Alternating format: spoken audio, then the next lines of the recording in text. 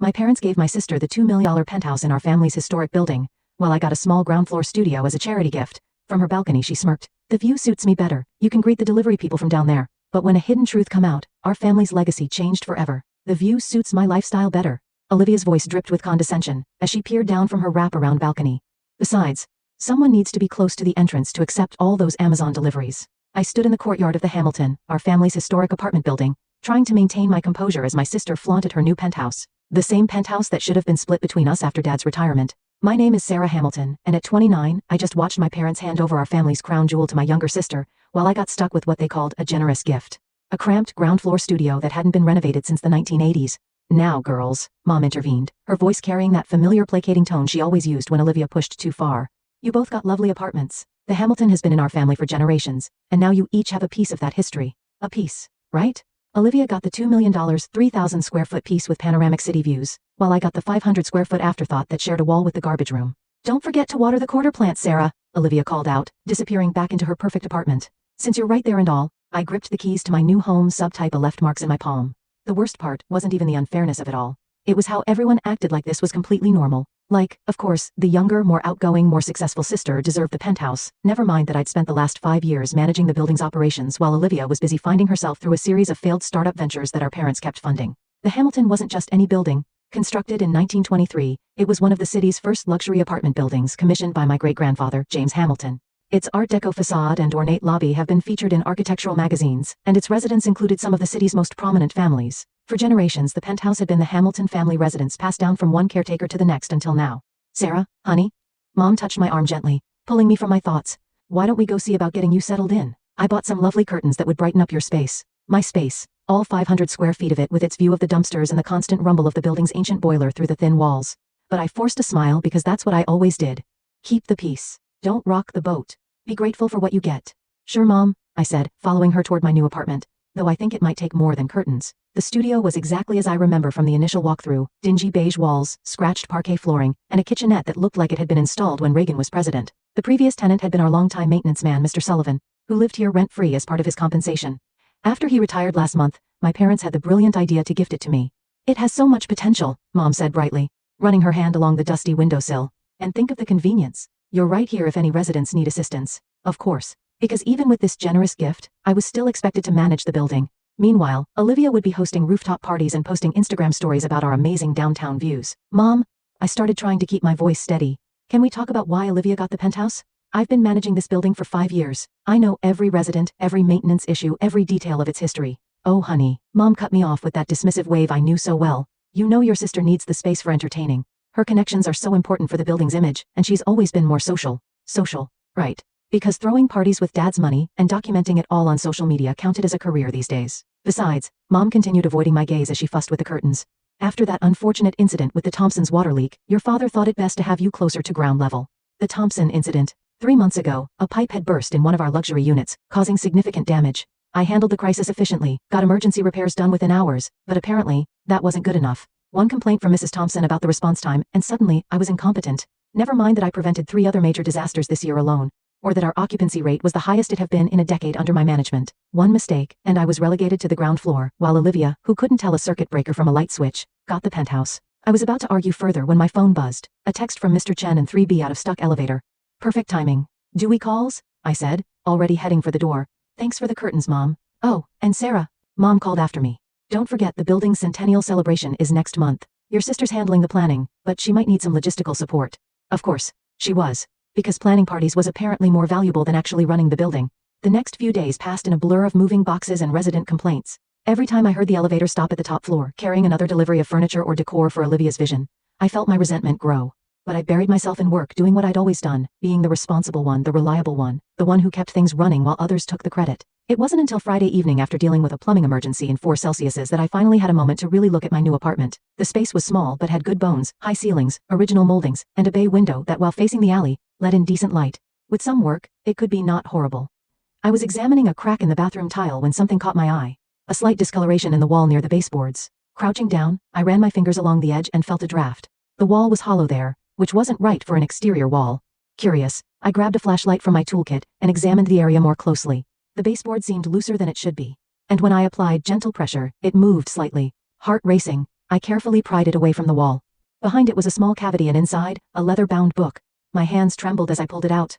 The cover was worn but well preserved, and when I opened it, I found myself looking at my great-grandfather's handwriting.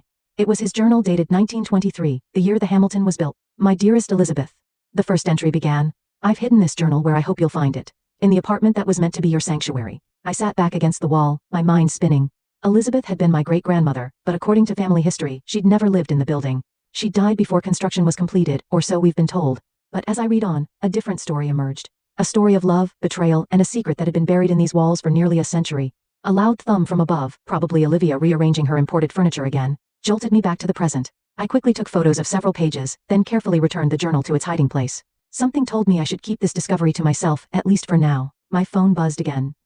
Another text from Olivia. Emergency meeting tomorrow about the centennial. Don't be late and wear something presentable. I looked around my tiny studio at the boxes still waiting to be unpacked at the crack in the tile that had led me to this discovery. Maybe being relegated to the ground floor wasn't a punishment after all. Maybe it was exactly where I needed to be. The next morning, I arrived at the penthouse exactly on time, wearing my most presentable outfit, a charcoal gray pantsuit that had served me well through countless resident meetings. Olivia opened the door wearing what appeared to be loungewear that probably cost more than my monthly salary. Finally, she said, ushering me into her immaculately decorated living room. Mom and Dad are on their way up. We need to finalize the centennial plans. The penthouse had been transformed in just a few days. Gone were the classic furnishings that had given the space its timeless elegance. In their place was an explosion of modern luxury, all chrome, glass, and white leather. Our great-grandfather would have had a heart attack. Now, Olivia continued pulling out a tablet. I'm thinking we showcase the building's evolution out with the old, in with the new. Maybe even announce the modernization plans. Modernization? I interrupted. The Hamilton is a historic landmark. We can't just, don't be so stuck in the past. She waved off my concern. Nobody wants to live in a museum.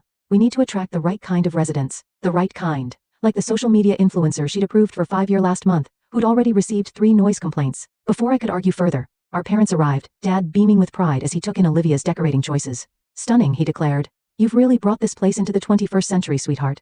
I thought about the journal hidden in my wall, about the history they were so eager to erase, but I held my tongue watching as Olivia unveiled her grand vision for the centennial celebration. It would be quite a party, I had to admit. She thought of everything. Catering, entertainment, even a documentary crew to capture the transformation of the Hamilton. Everything except, what about the time capsule?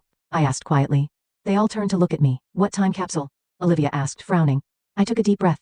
The one great-grandfather sealed in the foundation stone. It's supposed to be opened at the centennial. How do you know about that? Dad demanded.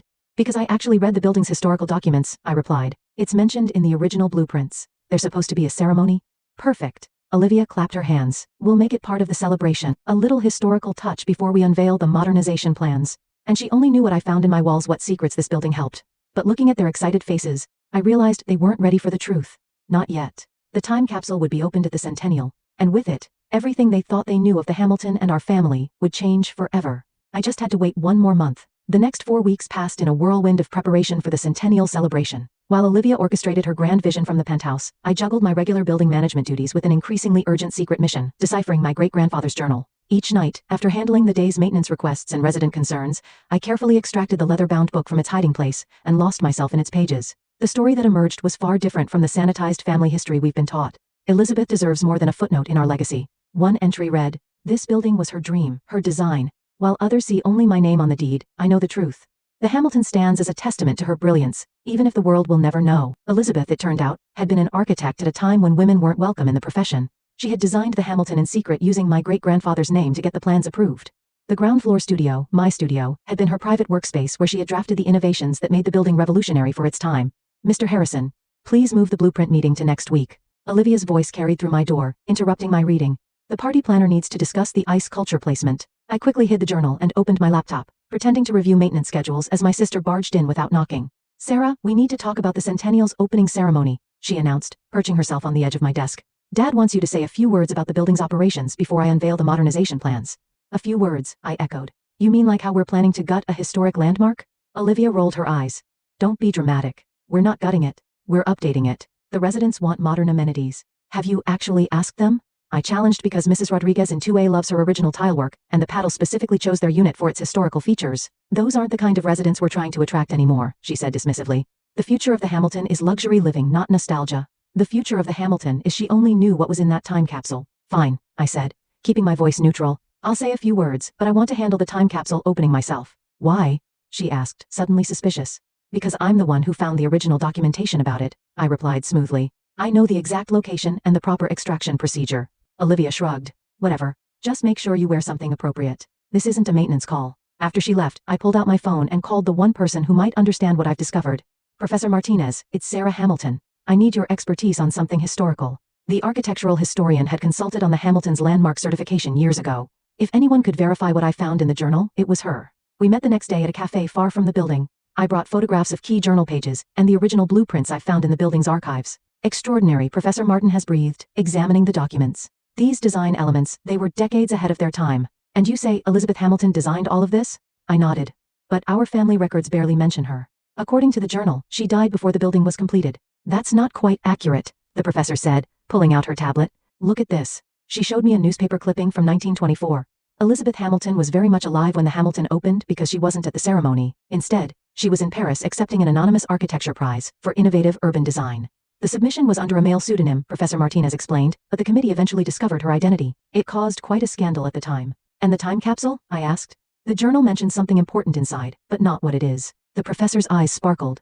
That's the most interesting part. According to my research, Elizabeth insisted on sealing it herself. Only she and your great-grandfather knew its contents.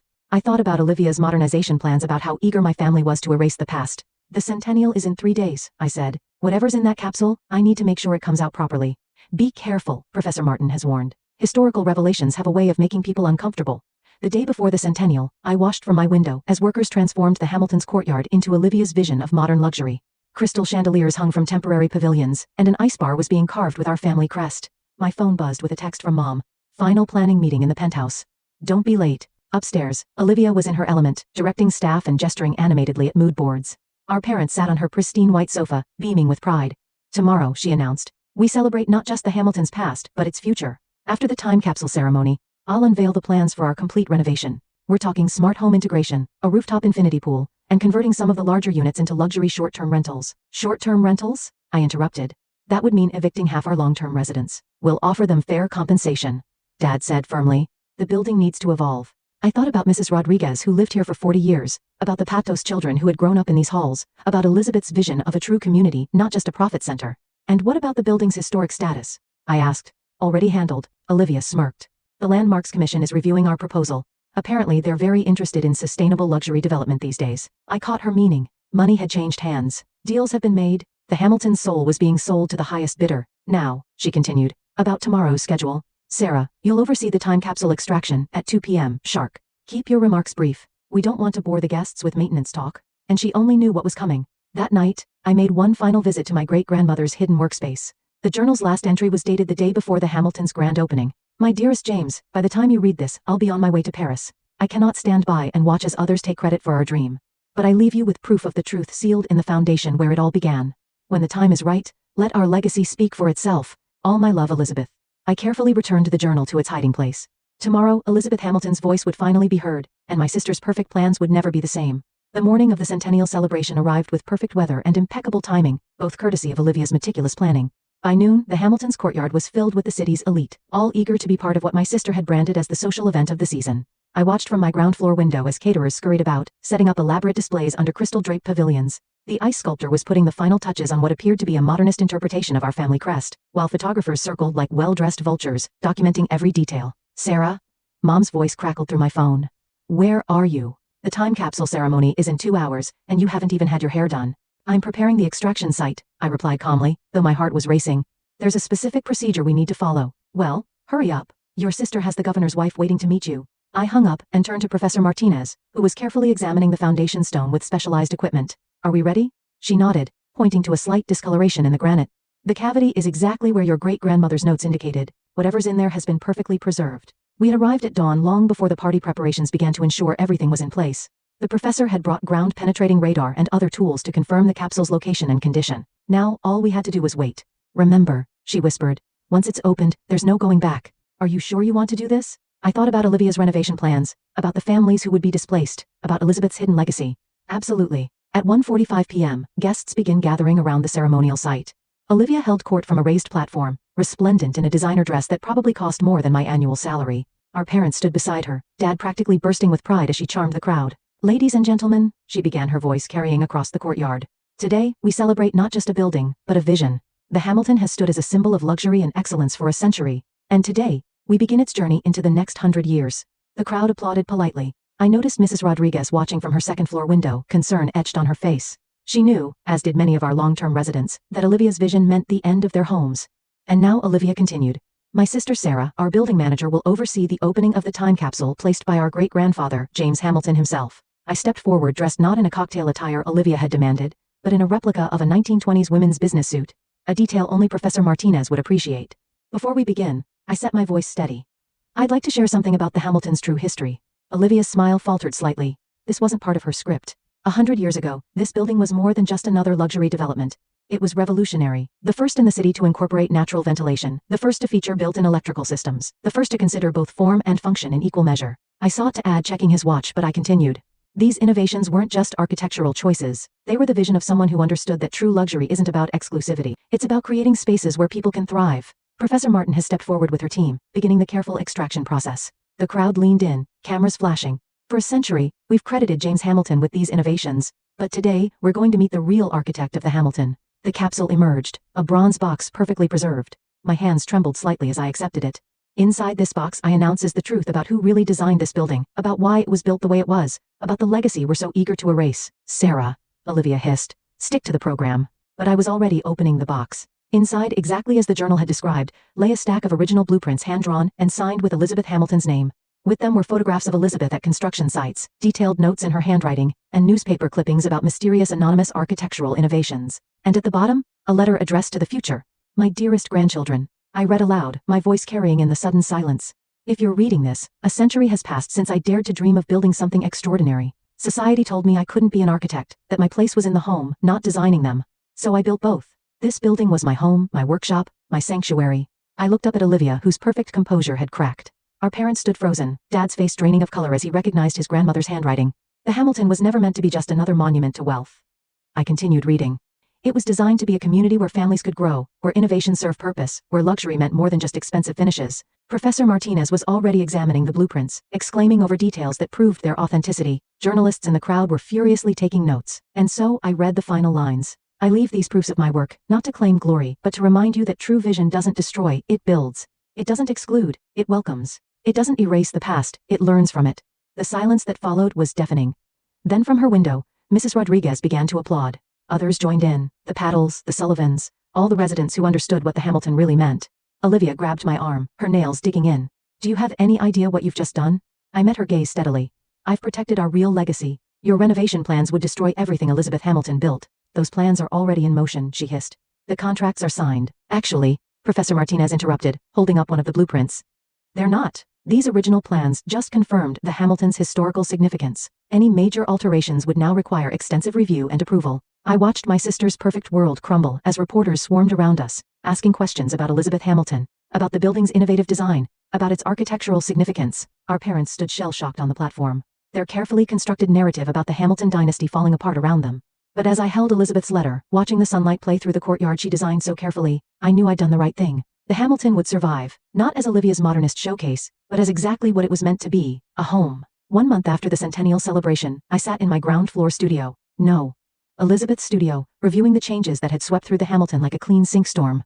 The Landmark Commission had not only rejected Olivia's renovation plans, but had also upgraded the building's historical status, ensuring its preservation. The publicity surrounding Elizabeth Hamilton's discovery had transformed our outdated building into one of the city's most sought-after addresses, with potential residents specifically requesting original features. The Historical Society called again, Mrs. Rodriguez said, bringing me a cup of coffee. She had become the building's unofficial historian, delighting in sharing Elizabeth's story with visitors. They want to create a permanent exhibition of female architects of the 1920s. I nodded, glancing around at what we had uncovered.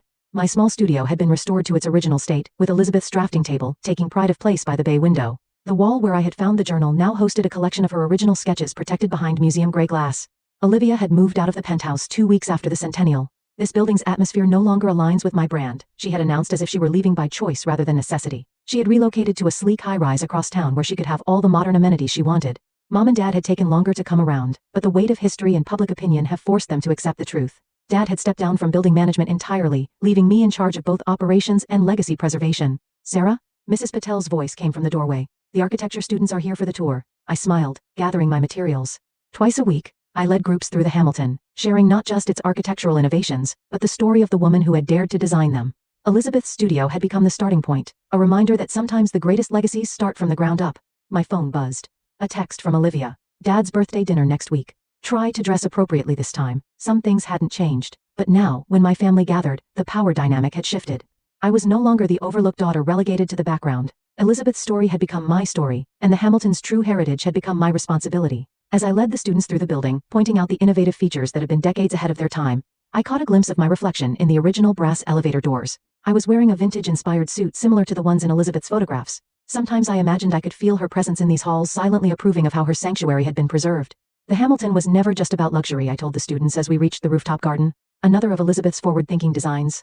It was about creating a space where innovation and community could thrive together, where everyone, regardless of their position, had a place. Later that evening, as I sat at Elizabeth's drafting table reviewing renovation proposals for historical preservation, I found myself thinking about legacy, not the kind measured in square footage or property values, but the kind built on truth and purpose. The ground floor studio that was meant to diminish me had instead elevated me. The history my family had tried to bury had become our greatest asset, and Elizabeth's hidden legacy had finally found its voice. I opened her journal one last time, reading the words that had changed everything. Remember, my dear grandchildren, true worth isn't measured by how high you climb, but by how strongly you build your foundation. Looking out at the courtyard where the Hamiltons' heart still beat strongly, I knew she would be proud. Sometimes the best view isn't from the top, it's from exactly where you're meant to be.